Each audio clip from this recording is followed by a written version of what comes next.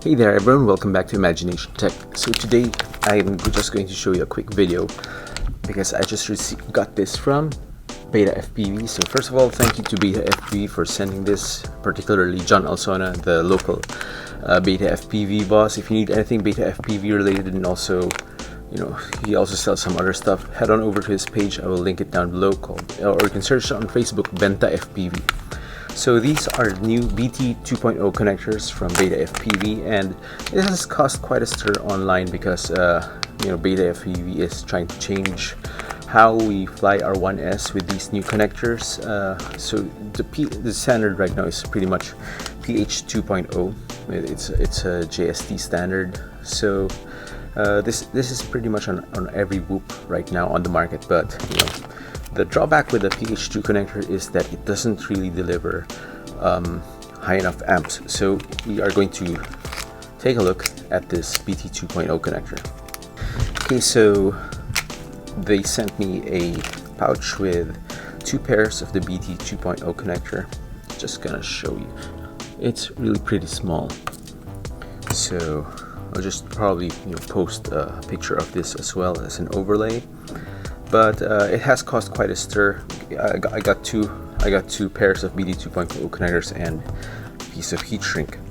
Now it caused quite a stir on the internet because apparently they are criticizing the design, that you can easily plug it in the wrong way, because unlike the PH2 connector, it doesn't have groove, and this is similar to your XT30 or XT60 where one side is flat and the other is round.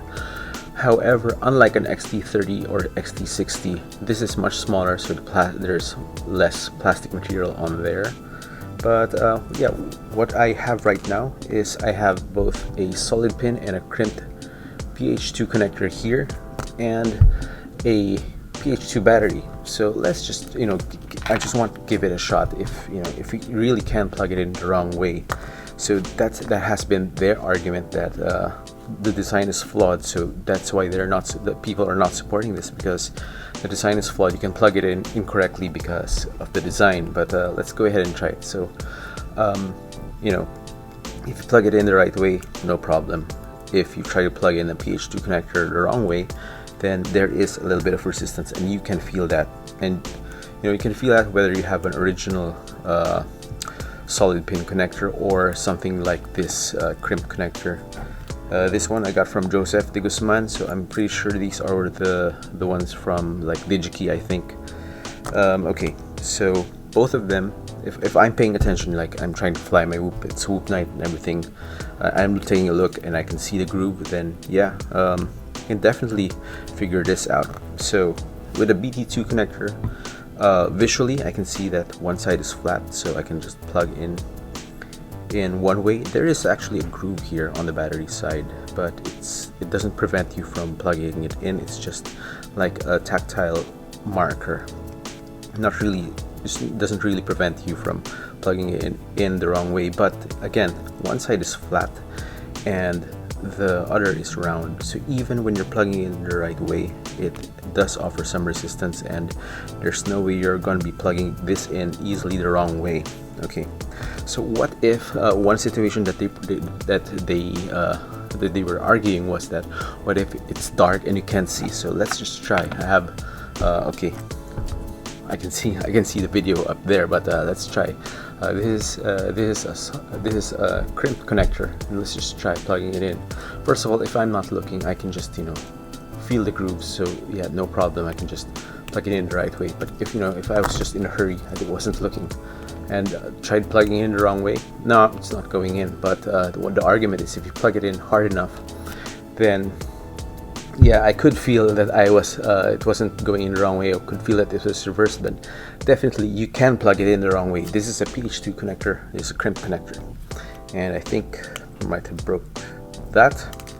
So let's try it with a solid pin. Again, if I'm not looking, I can easily feel the grooves. I can easily feel there's a little bit of resistance, but not so much when you're trying to plug it in the wrong way.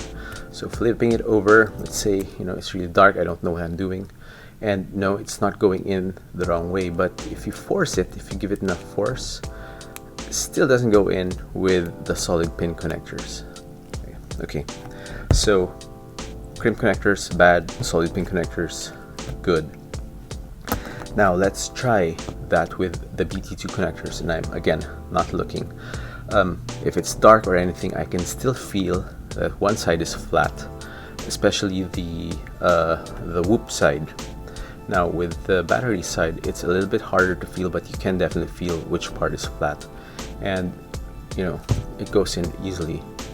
So if if I made a mistake and tried to plug it in, you definitely know that it's not going in because it's trying to go sideways.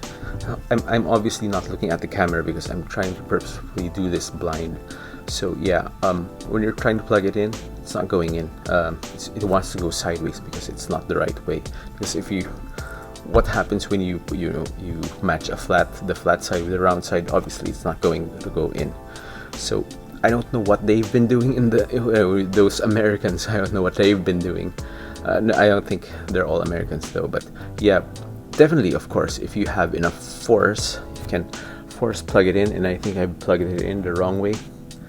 But that's not going to happen easily. And if you're a normal human being, you're not going to plug this in normally, reversed.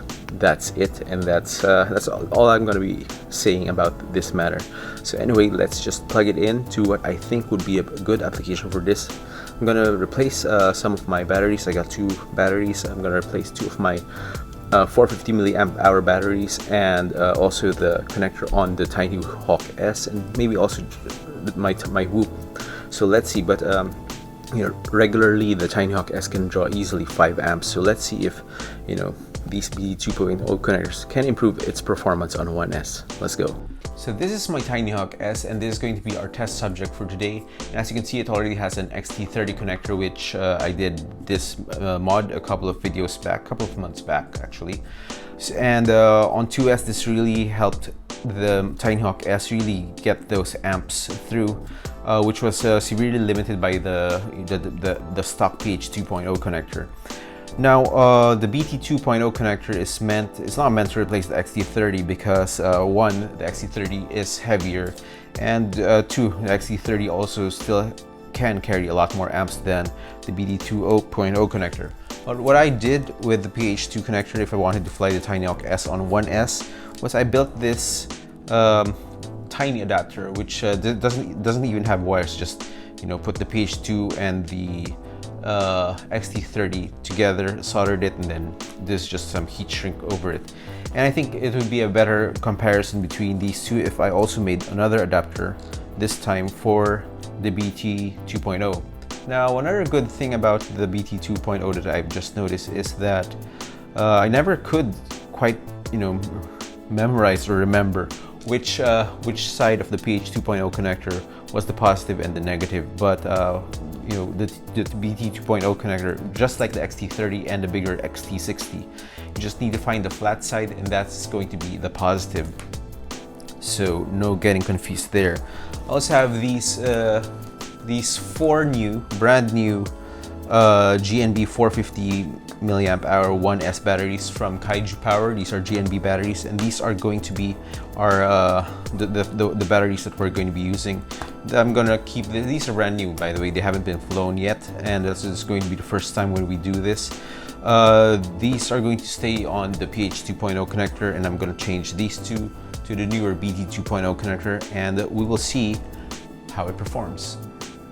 For a quick bit of soldering, I now have 2 LiPos with BT2.0 connectors, and I have my XT30 to BT2.0 adapter as well. So now my Tinyhawk S can take anything from an XT30 to a PH2.0 to a BT2.0. So anything I can throw at it, this thing can handle it.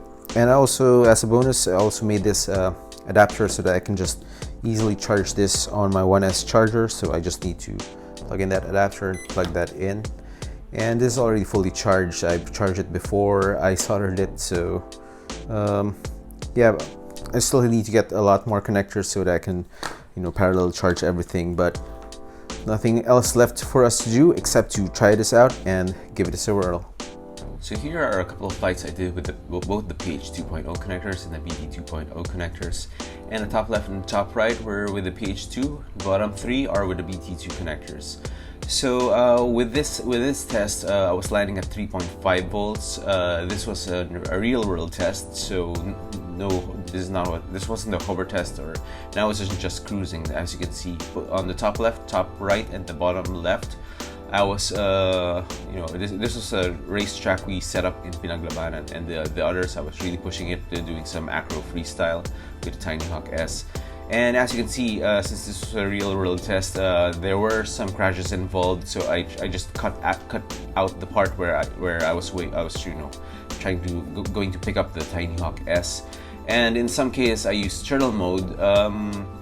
So I did that for both the PH2 and the BT2 flights, so that evens it out a little bit. But consistently, I was getting around 2.5 minutes flight time on the PH2 and around 3 minutes on the BT2.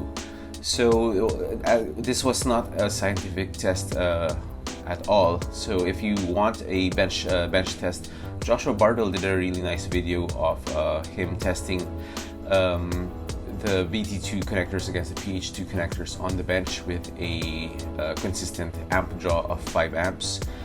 So yeah, do check that out. Yeah, for this one, as you can see, it just says one thing to me. You are going to get a lot more flight time with this. This was a Tinyhawk S, but it's reasonable to assume that you're going to get another 30 seconds on a whoop as well if you change the connectors on your whoop. So from 2 minutes, maybe you can get to 2.5 minutes or something like that. So definitely the BT2.0 connectors, I think, is a step in the right direction. Those who say that the connectors are poorly designed and you can easily plug that in backwards, those are not humans. Those are, really, you can idiot-proof things as much as you want, but you can't save everyone from these idiots. So that is my take on this BT2.0 connectors, and I really think this is worth looking into at least. So if you're looking for getting these BT2.0 connectors here in the Philippines, contact John Alsona, Benta FPV, or you can get in touch with Benta FPV directly and order from their website. So the PH2.0 connectors are now dead, and we still have a couple more seconds of flight time with the BT2.0 connectors. And I'm just going to leave you at that. I hope you found this video useful. If you did, click on that like button, make sure you're subscribed, and as always, keep building and keep flying.